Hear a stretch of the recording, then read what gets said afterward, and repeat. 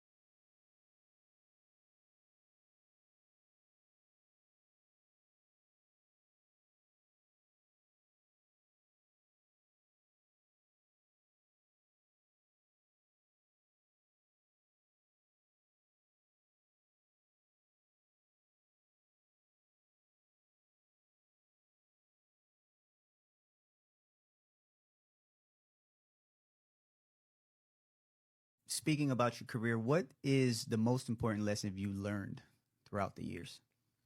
Don't forget where you came from, right? And some people do. And I think that's where being humble comes into play is because I remember what it's like to be an E3. And I will treat that E3 with the same respect I give the company commander, the battalion commander. Facts. Granted, I'm not going to call the E3 sir, but like, don't forget where you came from. You know what it's like to be that E3. Well, you know, people that have been there before, obviously. And just like you know what it's like to be a, E3, E2, E1, depending on where you started, right? Mm-hmm.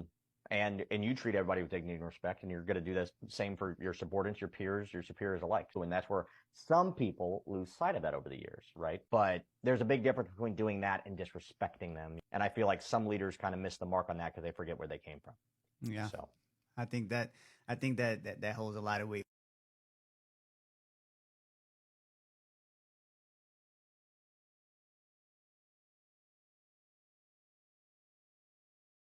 and then you submit your packet and you just await the results. When it comes to getting a letter of recommendation from anybody, you know yourself. They don't necessarily know you, at least not as well as you do. So pre-write one for them.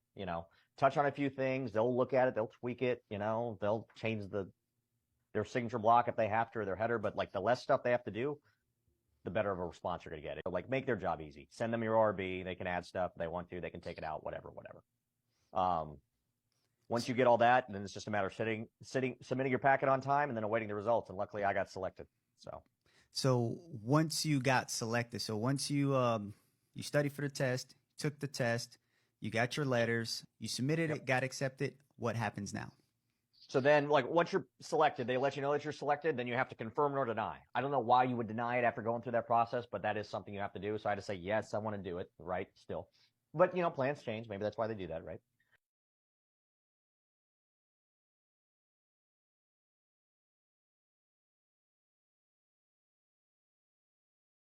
So for the audience, how did you transition from enlisted to officer? Like, tell us what that process was like for you. So what I did was, it's called the Green to Gold Hip Pocket Scholarship. Not a lot of people know it, and it's not as desirable as some of the other options, right? You might see a lot of people that are enlisted that go through OCS. That means they already have their degree. They go through OCS, which is like basic training times 10. I think it's like 10 weeks at Benning, I want to say, or now, excuse me, Fort Moore. But they'll do that, and then they'll immediately commission. And the way that'll work is once they go through OCS, if they're first of the class, there's like 3 branches of each, such as infantry, armor, or whatever. They pick one of the infantry. Hey, I want infantry. They go on, right? If you're last in your class, you're getting the last choice, which is probably chemical or MP or whatever, right? No disrespect to the branches, but typically those may not be as sought after, right?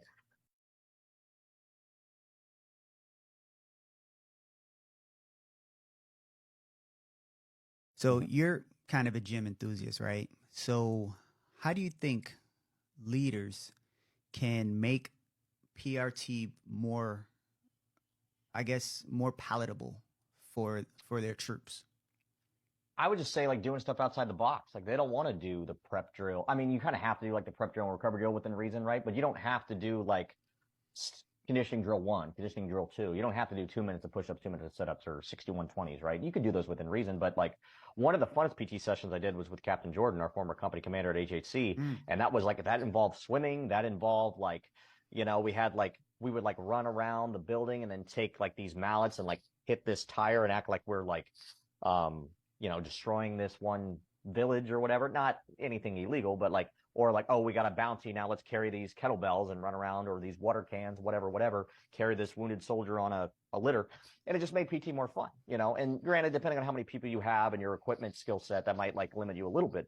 But yeah, just do stuff outside the box, incorporate sports when you can. That's always a risk. Do your draw right, make sure they're not rolling their ankle. Basketball is actually, I think, the sport where people get hurt the most, believe it or not. It's usually not football.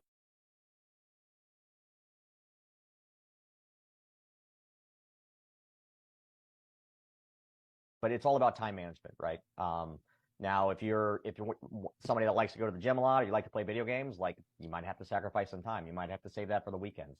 You're going to be busy. I'm not going to say you're not going to be too busy to have a social life, but if you're married, like let your spouse know now, hey, I'm going to have to be dealing with this. So like the more you can have a supportive team, the easier time's going to be.